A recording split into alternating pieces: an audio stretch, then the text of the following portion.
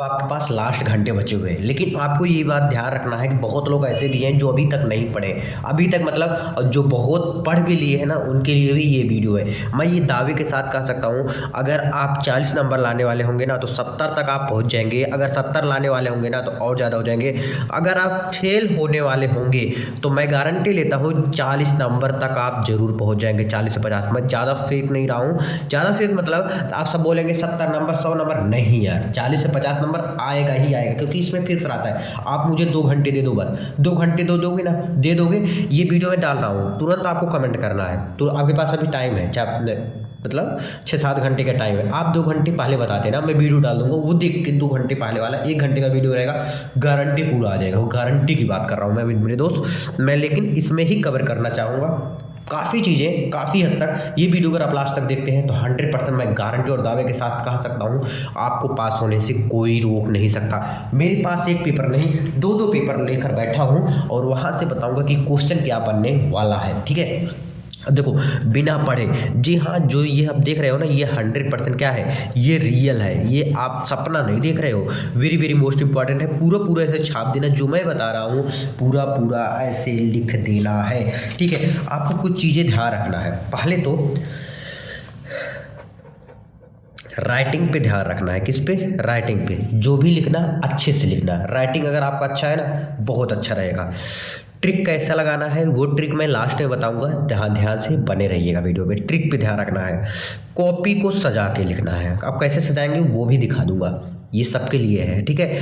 और ये blue and black pen का ही यूज करना, ठीक है, ब्लू एंड ब्लैक पेन का ही यूज करना। और आप स्केच ले लेना, ठीक है, ब्लैक वाला, और कोई स्केच नहीं चलेगा, फालतू चीज़ें नहीं, ड्रामे नहीं, और रेड पेन तो बिल्कुल भी नहीं, ठीक है। और पांचवा चीज़ क्या है भाई, ध्यान से करके आना, ध्यान से, ठीक है। जो नहीं आता रहेगा उसको क्या करना है, उसको भी करना है। जो आपको नहीं आना ना उसको भी करना है। भैया क्या लिखूंगा, आम घास लिख दूंगा या कोई शायरी वायरी लिख के गाना वाना लिख के चलाऊंगा? अरे नहीं मेरे दोस्त, उसको भी करना है। क्या? उसका आंसर करना है। अभी दिखाता हूँ वो आंसर कैसे बनाया जाता है। आंसर को देखो, ये रियल पेपर है मेरे दोस्त, ये देख लो, रियल पेपर है, यूपी बोर्ड का, सामान्य हिंदी दिख रहा होगा आपको, ठीक है। देखो, आपको है प्रारंभ में 15 मिनट क्या है, परीक्षार्थियों को प्रश्न पत्र पढ़ने के लिए निर्धारित। तो ये सब आपको बकवास चीज़ें बिल्कुल भी नहीं पढ़नी है। पहले तो खंड का दिया रहेगा, ठीक है। खंड का में ऐसे आप लिख देना, खंड का।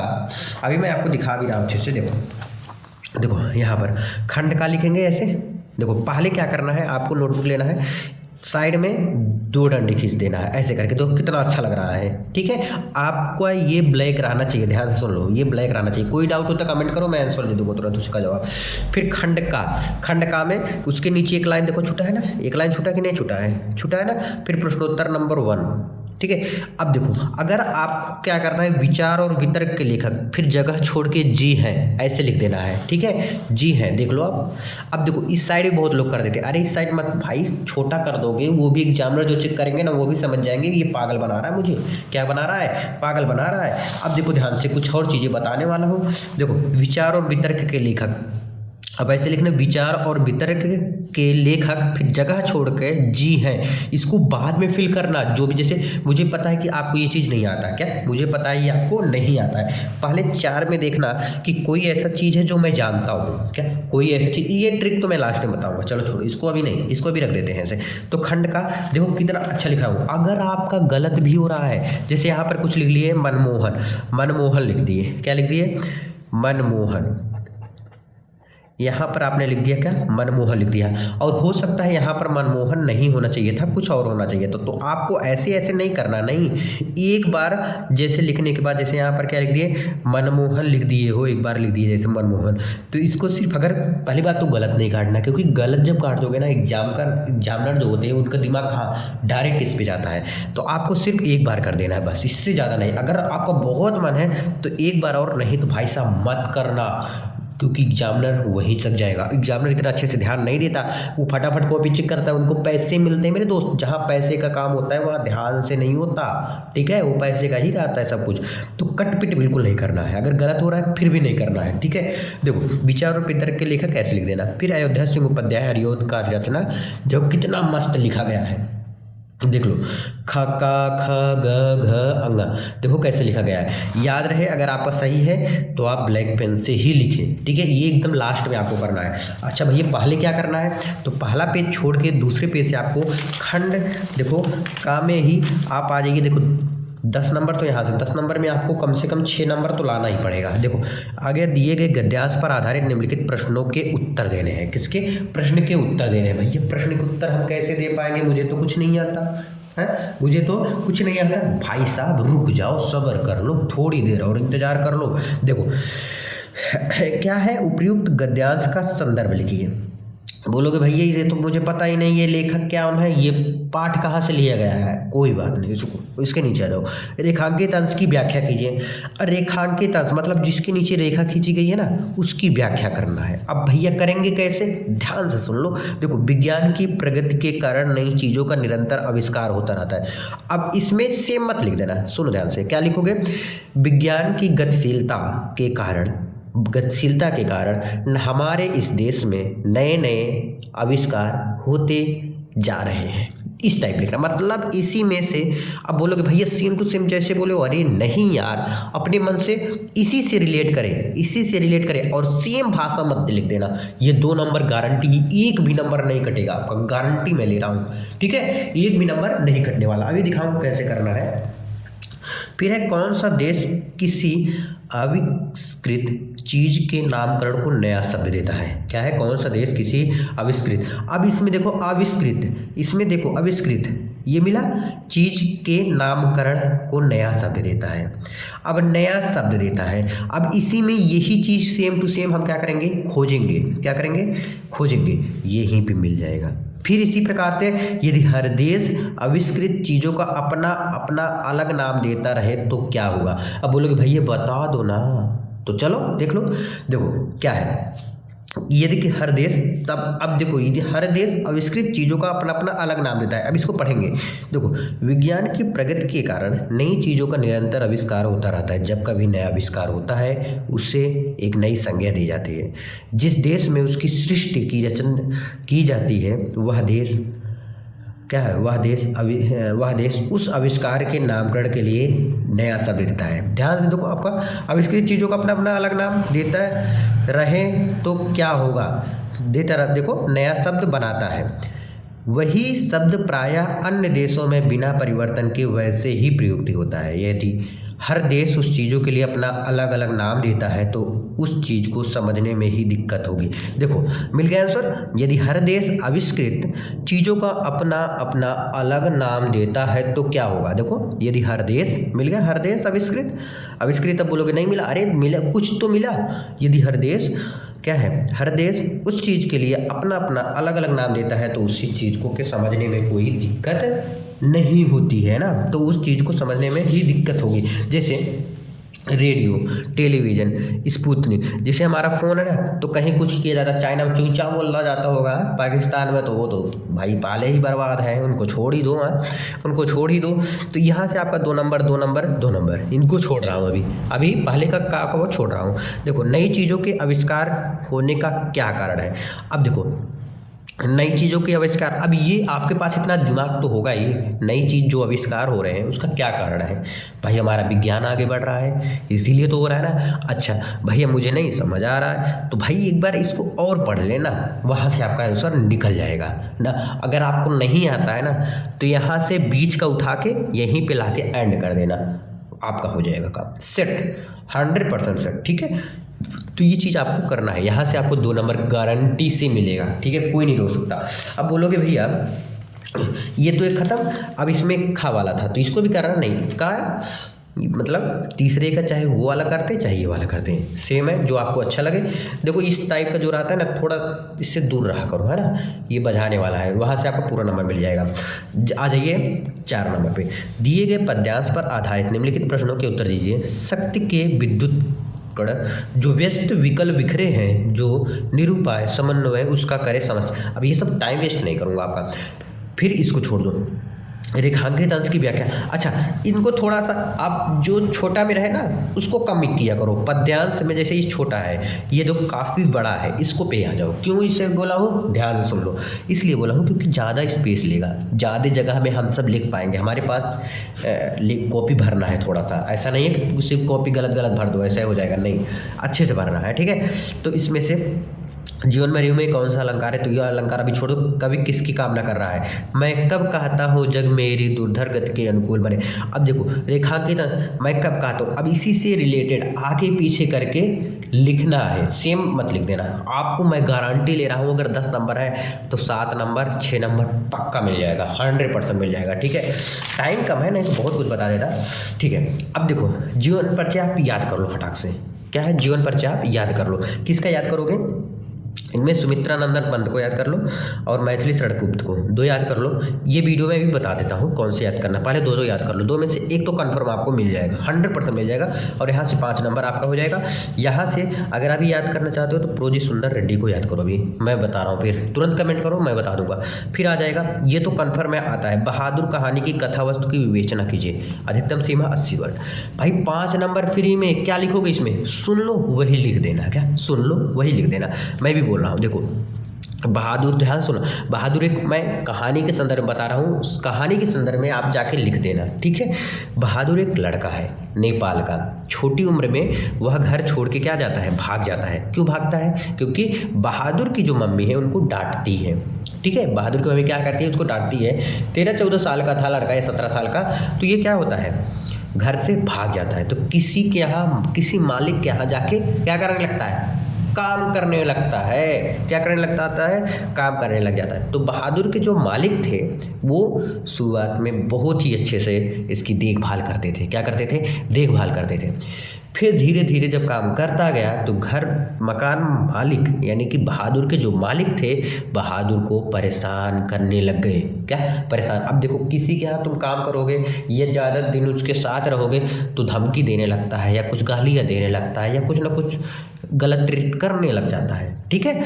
अब जैसे आप किसी चीज़ से बात कर रहे हो, किसी से भी, है ना, गलत मत समझना, सीधा समझना भाई। किसी से बात कर रहे हो तो स्टार्टिंग में क्या होता है, खूब अच्छे से बात चलेगी, फिर कुछ दिन बाद झगड़े सगड़े ये सब होने लगता है। वैसे सेम बहादुर के साथ था। बहादुर को क्या हुआ, इनके मालिक इनको प्रताड़ना करने लगे, इनकी मालकिन इनको प्रताड़ना करने लग गई। पैसा कहीं गिर जाता था तो चोरी का इल्ज़ाम बहादुर को लगता था। लेकिन बहादुर एक बहुत ईमानदार लड़का था। क्या था, बहुत ईमानदार लड़का था। तो बहादुर परेशान होके घर एक दिन छोड़ के चला जाता है। तो मालिक बहुत पछताता है और बहादुर को बहुत ढूंढता है, लेकिन बहादुर नहीं मिलता है। तो कहते हैं ना कि तब पछताए होत का जब चिड़िया चुग गई खेत, ऐसे भी आप कह सकते हैं, या हाँ ऐसे ही लिख देना, ठीक है। बस इतना ही था। और बहादुर एक अच्छा ईमानदार लड़का था। जब बहादुर छोड़ के चला गया तब उनके मालिक को काम करना पड़ा। तो उनको पता चला कि बहादुर एक अच्छा ईमानदार लड़का था और बहुत काम करता था। जब तक घर में रहो इज्जत नहीं होती, बाहर निकल जाओ इज्जत बढ़ जाती है। वही सेम बहादुर के साथ हुआ। उम्मीद है समझ आ गया होगा, लिख दोगे ना, कोई दिक्कत नहीं। अच्छा, बहादुर आएगा या लाठी, तो बहादुर को बता दिए, लाठी पढ़ लेना। पंचलाइट, पंचलाइट प्रेम, प्रेम क्या की कहानी है। देखो बहादुर पढ़ा दिया, ये अथवा ही मतलब ये करना, या तो ये पंचलाइट के बारे में बता दूंगा। पंचलाइट थोड़ा सा 1 मिनट में बता दे रहा हूँ। पंचलाइट जो है एक लड़का और लड़की की प्रेम कहानी। पंचलाइट हम लोग क्या कहते हैं, जो लालटेन होता है ना गाँव में, अब तो नहीं मिलता लालटेन शायद। तो पंचलाइट जो है वो जो लालटेन होता है उसी का नाम था, ठीक है। गांव वाले पहली बार लालटेन लेकर आए खरीद के मेले में। तो पंचलाइट में एक लड़की थी, पंचलाइट में, सॉरी पंचलाइट बोल दिया, पंचलाइट किसका नाम था, लालटेन का नाम था। उसको जलाने किसी को नहीं आता था। जो लड़की थी इन गाँव के, उनके प्रेमी को आता था। क्यों, क्योंकि उसका जो प्रेमी था बहुत पढ़ा लिखा था, उस टाइप का है, ठीक है, पढ़ लेना। फिर इस प्रकार से रश्मि रथी या सत्य की जीत एक कर लेना। 10 नंबर यहाँ से आपको कन्फर्म है भाई, कन्फर्म है। 2 मिनट लगेगा, मैं वीडियो डाला हूँ। बहादुर लाठी भाई अतुल स्टडी सेंटर जाके देखो, तुरंत मिलेगा झम से। फिर देखो इधर आ जाइए, हो जाएगा। यहाँ से खंड खा में आ जाइए। खंड खा में क्या है, निम्नलिखित संस्कृत गद्यांशों में से एक का संदर्भ सहित हिंदी में अनुवाद कीजिए। संदर्भ सहित अनुवाद करना है। देखो जैसे लिख रहा है ना, थोड़ा थोड़ा जैसे ये बिंदी नहीं रहना चाहिए आपसे, है ना, ये हा नहीं होना चाहिए, ये सब हटा के आगे पीछे करके यही वर्ड को आगे पीछे करके लिख देना। मैं दावे के साथ कर रहा हूँ, ये गद्य जो आपका संदर्भ सहित लिखना होता है ये 7 नंबर का टोटल होता है, तो 7 नंबर में आपको 4 नंबर तो पक्का मिल जाएगा। ठीक है, मैं ज़्यादा नहीं कम से कम बताता हूँ भाई। फिर सेम टू सेम यहाँ पर भी है, आगे बढ़ जाओ। देखो ये एक अर्थ, इसको बना बना के लिखना। देखो तिल का ताड़ बनाना मतलब छोटी चीज़ को बढ़ा चढ़ा के बताना। आंखों में धूल झोंकना, अब देखो आंखों में तुम्हारे धूल झुक गया तो यानी मतलब क्या हो जाएगा, कोई भी तुम्हारे आंखों में धूल झुक के तुम्हारे सामने काम कर रहा है, समझ गए ना। दूर के ढोल सुहावने, आप सबको पता है कि जो कहते हैं ना, जैसे नाच न जाने आंगन टेढ़ा, वही हाल ये भी है। दूर के ढोल सुहावने मतलब दूर के जो ढोल होते हैं वो सुहावने लगते हैं, जो पास के वो भाई खड़खड़ खड़खड़ फट फट फट करते हैं।